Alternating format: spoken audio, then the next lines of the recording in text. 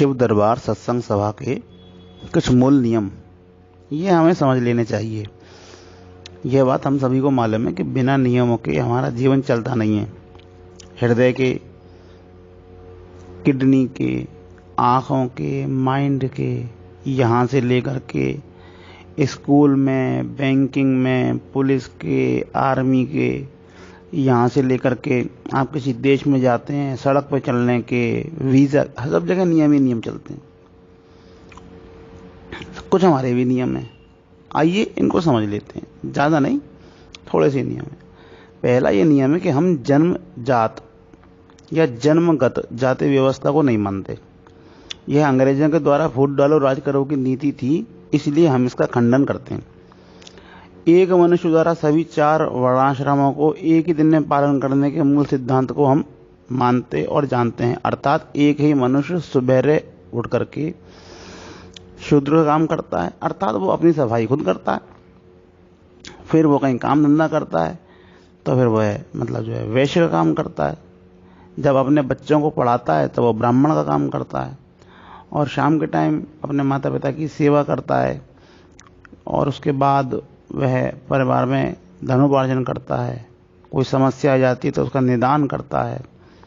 किसी भी तरीके की कोई प्रॉब्लम घर में आती है, हेल्थ संबंधी, पैसे संबंधी, तो उसके लिए वह जो भी परिश्रम करता है तो उस समय वो क्षत्रिय बन जाता है। एक ही मनुष्य एक ही दिन में सभी 4 आश्रमों को निर्वहन करता है, और ऐसा काम हर कोई करता है।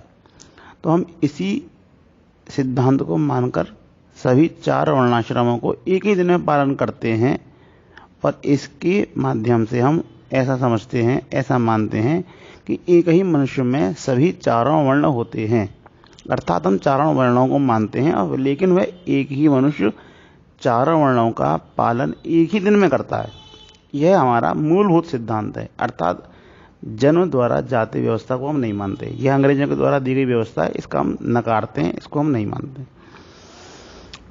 दूसरा, यदि आप किसी भी भाई की जाति गोत्र पूछे बिना उसके संग एक ही पत्तल में भोजन कर सकते हो तो यहाँ पर आपका स्वागत है, अन्यथा नहीं।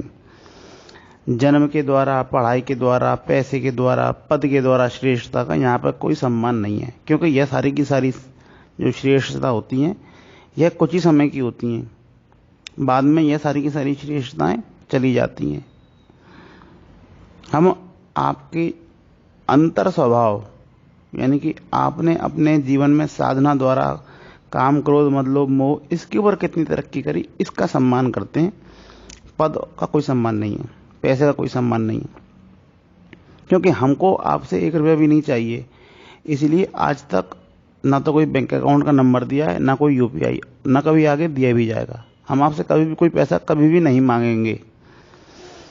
तीसरा, संकट के समय आप अपने भाई की आप चुपचाप सहायता कर दें।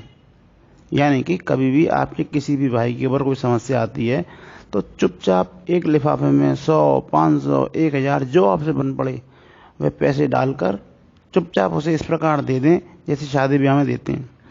शादी ब्याह में पता नहीं उस पैसे का क्या होता है, लेकिन संकट के समय वो पैसा बहुत काम आ सकता है। एक्सीडेंट में, बीमारी में, किसी दूसरी समस्या में यह पैसा बहुत काम आ सकता है। यह आप उस भाई को चुपचाप दे दें और भूल जाएं। यह समस्या के समय आपका धन उसके लिए एक अमृत के समान काम करेगा, डूबते को तिनके के सहारे ऐसा काम करेगा। बस यही छोटे मोटे नियम हैं, और इन्हीं नियमों से यह सत्संग हमारा चलता रहता है। हरिओम, जय जय सीताराम।